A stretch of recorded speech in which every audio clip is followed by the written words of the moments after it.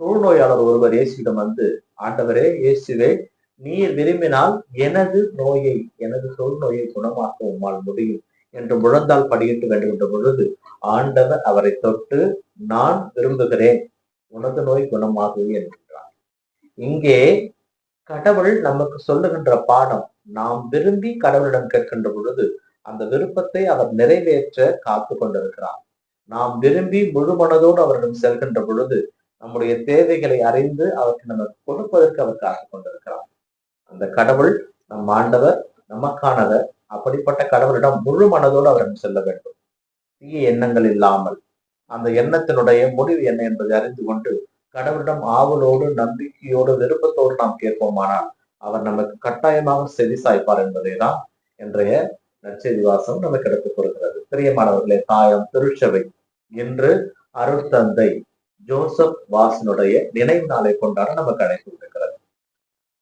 தந்தை Joseph was 1690களிலே இலங்கையில் உள்ள கண்டியிலே இறை வார்த்தையை போதித்துக் கொண்டிருந்தார்.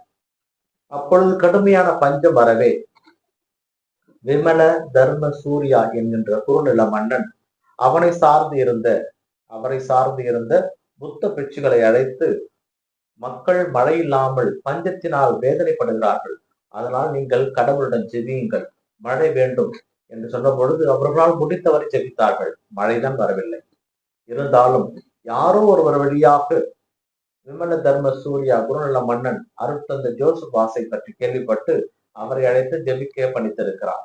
அவர் ஜெபித்த ஒரு சில மணித்துளிகளிலே வானம் கருத்து நல்ல மழை பெய்து பஞ்சம் நீங்கியதாக அவருடைய வாழ்க்கை குறிப்பு நமக்கு தெரிவிக்கிறது.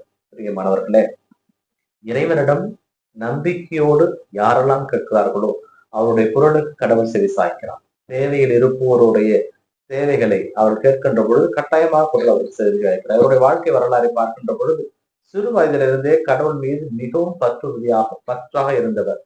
நற்கருணை ஆண்டவர் மீதும் அன்னை மரியாள் மீதும் அதீதமான பற்று கொண்டவர். இவருடைய வாழ்க்கை குறிப்பிலே இவர் ஆலயத்திற்கு செல்கின்ற பொழுது சில நேரங்களிலே ஆலய கதவுகள் தானாக திறந்ததாகவும் இவருடைய வாழ்க்கை பதிவிலே இருக்கிறது. அன்னை மரியா மீது கொண்ட பற்று. இதனால் இவர் இறைவனோடு கூட தனது வாழ்வை முழுவதுமாக செலவிட்டார். ஜபத்திலே அதிக நேரம் செலவிட்டிருக்கிறார். ஆண்டவரோடு பேசிக்கொண்டே இருப்பாராம். ஆனால் இவர் இறைப்பணியை மாத்திரம் செய்யவில்லை, சமூக பணியும் நிறைய செய்திருக்கிறார். மக்கள் துன்பத்திலே வாடிய பொழுது, அவர்கள் பிரச்சனையிலே இருந்த பொழுது அவர்களுக்காக குரல் கொடுத்திருக்கிறார். அப்படிப்பட்ட இந்த அருட்தந்தை நமக்கு சொல்லுகின்ற செய்தியும் இதுதான். நமக்கு தேவையானதை